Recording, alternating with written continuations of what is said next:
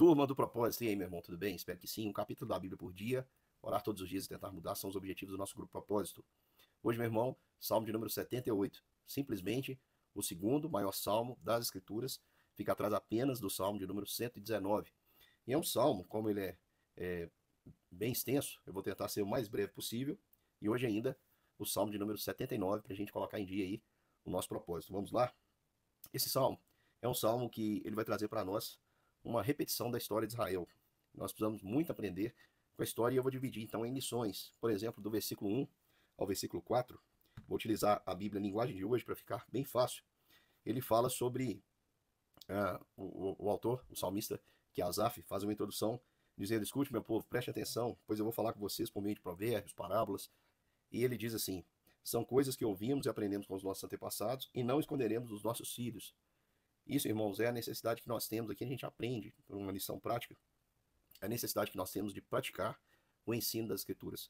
E o ensino das Escrituras é uma obrigação, é um dever dos pais. A igreja, ela ajuda muito nessa função, mas ela não é a principal responsável. O principal responsável é, de fato, meu querido irmão, os pais. A Bíblia deixa isso muito claro, o dever que os pais têm de inculcar em seus filhos aquilo que é a vontade de Deus e o ensinamento das Escrituras. Eu fui privilegiado porque aprendi, né, com os meus pais a palavra de Deus, fui levado à igreja pelos meus pais que também cumpriram aquilo que votaram diante do Senhor, e por isso eu aprendi as sagradas Escrituras, a vontade de Deus, e quando cheguei à minha capacidade de decidir, aquela capacidade de responder, eu não tinha desculpas porque eu fui instruído e criado nas sagradas letras. E isso é um dever dos pais. Eu quero fazer uma pergunta para você, meu irmão. Como tem sido o seu ensino para com seu filho?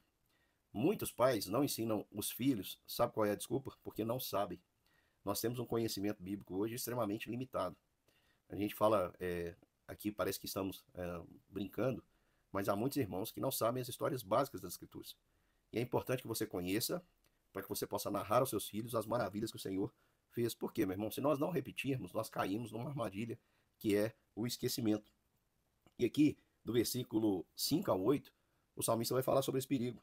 O Senhor deu leis ao seu povo, mandamentos aos descendentes de Jacó, ordenou aos seus antepassados, para que eles aprendessem e, por sua vez, ensinassem seus filhos, para que eles pudessem obedecer, para que eles não, para que esses filhos não sejam como os antepassados, povo rebelde, desobediente, que nunca foi firme na confiança em Deus e não permaneceu fiel à lei.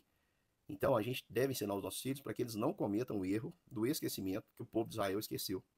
Apesar de ter zelo, os judeus, os hebreus têm zelo pelo ensino das Escrituras até os dias de hoje, nas tradições orais, né, eles sempre passavam as histórias adiante, não havia escrita, e essas histórias eram passadas com fidelidade adiante, contando os feitos memoráveis de Deus. E mesmo assim, irmãos, os filhos, a descendência lá na frente, esqueceu do Senhor que fez maravilhas, do Senhor que libertou do Egito, do Senhor que sustentou no deserto, do Senhor que fez milagres. E aí eu pergunto, se eles esqueceram com um testemunho tão forte, sendo tão mais zelosos, como é que você pensa que nós vamos lembrar, que seus filhos vão lembrar, se nós não fazemos esforço algum de praticar, né, o aprendizado, de buscar o aprendizado e de praticar o ensino?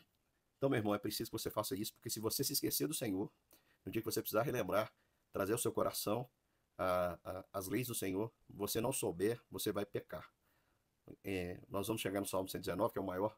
O salmista diz assim: guardo no meu coração as tuas palavras para não pecar contra ti. Então a palavra de Deus, ela serve de guia para as nossas vidas. E se nós não a memorizarmos, se nós não a estudarmos, se nós não conhecermos, se nós não tivermos um relacionamento de amor com a lei do Senhor, nós vamos entrar num ciclo de desobediência. Aqui diz que o povo amado de Deus, que foi libertado por mão forte e sustentado no deserto, entrou num ciclo de desobediência. Os homens de Efraim, que eram habilidosos na batalha, fugiram. Os israelitas não cumpriram a aliança que Deus havia feito com eles, como diz o versículo 10. Esqueceram os milagres que havia feito. E aqui o salmista vai narrar todos os milagres de Deus, como Deus tirou com a mão poderosa do Egito, como Deus sustentou no deserto, com pão, com carne, com água. Como Deus foi fiel para com esse povo, e mesmo assim esse povo insistiu em desobedecer ao Senhor. Eles preferiam seguir seus próprios instintos do que obedecer e confiar no Senhor. Diz aqui, ó, versículo 16: fez com que nascessem fontes na rocha e que a água corresse como rio, mas os nossos antepassados continuaram a pecar contra Deus e se revoltaram no deserto contra o Altíssimo, e o preço dessa desobediência foi duríssimo. Eles não entraram na terra prometida, ou seja, eles não deixaram de ser povo de Deus, mas eles não gozaram daquela promessa que Deus tinha, uma terra maravilhosa que manava leite e mel, que era a terra de Canaã. E assim, meu irmão, eles rodaram no deserto sendo povo de Deus até caírem os filhos deles, que eles tinham pena, que achavam que eles seriam destruídos, os filhos deles é que adentraram a terra prometida. Assim também muitos cristãos são cristãos, mas não vão experimentar o reino de Deus na prática. Vão continuar sendo filhos de Deus, perdoados, mas não vão ter uma vida com Deus, uma vida espiritual, uma vida frutífera, uma vida que glorifica o nome de Deus. Isso é muito ruim, meu irmão. É como se você nascesse para produzir um fruto e não produzisse. É como um carro que nunca vai andar, é como um que nunca vai ser dirigido, nunca vai sair da garagem, é como um pé de fruta que nunca vai produzir um fruto sequer. Qual é o propósito? Qual é o plano? Então, essa é a consequência da desobediência. É viver sabendo que existe uma promessa e rodar, sem sair do lugar, não chegando a lugar nenhum, por causa da desobediência. O povo poderia muito bem ter adentrado a terra, ter tomado posse da terra, mas não tomou por causa da desobediência, e a desobediência veio por não guardar a palavra de Deus. Portanto, meu irmão, fuja disso. E você precisa lembrar que se você se arrepender e quiser uma oportunidade, a misericórdia do Senhor, ela se renova, como diz aí, a partir do versículo 37.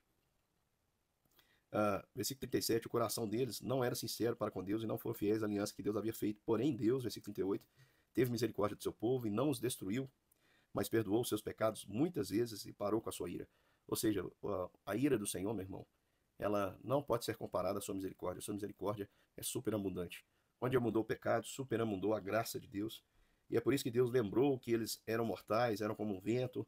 O Senhor tinha misericórdia por causa da vulnerabilidade do povo. Assim também Deus tem misericórdia de mim e de você, homens miseráveis. Nós nem mesmo compreendemos o nosso próprio modo de agir. E apesar da nossa desobediência, o Senhor tem misericórdia de nós. Peça perdão, Senhor. Você tem andado em desobediência. Você tem hora que percebe que você está esquecendo das leis do Senhor e tem entrado em ciclos que não vão te levar a lugar nenhum. Quebre isso, meu irmão. Arrependa-se, volte-se para o Senhor e entre no reino com tudo. Esteja dentro do reino de Deus, seja frutífero para com o reino de Deus. Abandone o pecado, abandone o seu eu, que o seu eu morra e que você viva uma verdadeira vida para Cristo. Porque, meu irmão, Deus nos chama para agirmos. Lá nos últimos versículos, versículos 70 ao 72, perceba o que Deus nos diz por sua palavra. Que Deus, no meio de toda aquela desobediência do povo, Deus teve misericórdia e levantou ali. Diz que ele rejeitou a Efraim e ele escolheu dentro de Judá. E aqui aparece a figura de Davi. Deus escolheu o servo Davi, tirou do curral das ovelhas e o colocou como rei de Israel para que pudesse dirigir o seu povo. E nós sabemos, irmãos, que Davi é uma prefiguração do Rei dos Reis e Senhor dos Senhores, que seria o seu filho, chamado de seu filho, filho de Davi, Jesus Cristo, que no meio de todo o pecado, o povo que merecia ser esquecido, recebeu, na verdade, a bênção, a graça maravilhosa, o presente maravilhoso do Príncipe da Paz. Ele é o nosso Deus forte, conselheiro, maravilhoso, Príncipe da Paz, Pai da eternidade. Esse é o nosso Deus, o Senhor Jesus Cristo, que foi dado a nós um presente maravilhoso, pura graça, puro favor, e nós nos regozijamos e celebramos essa grande misericórdia de Deus. Então, meu irmão, relembrando aqui tudo que nós aprendemos com este salmo, a importância de aprendermos para ensinar os nossos filhos, a importância, irmãos, de não cairmos nas armadilhas do esquecimento, a importância de não nos esquecermos de entrarmos no ciclo da desobediência, a importância de relembrarmos a misericórdia do Senhor que se renova e é grandiosa, e de olharmos para Cristo, que é, de fato, meu irmão, a motivação que nós precisamos para agirmos. A hora que você pensar assim, que você não tem jeito como povo, lembre-se que Deus estabeleceu um rei que poderia te condenar, mas preferiu te perdoar. Um rei que te ama tanto, que preferiu morrer do que viver uma vida, uma eternidade sem você. Que Deus te abençoe, meu irmão, e aplique essa palavra no seu coração. E daqui a pouquinho nós estamos juntos para mais um capítulo das Escrituras.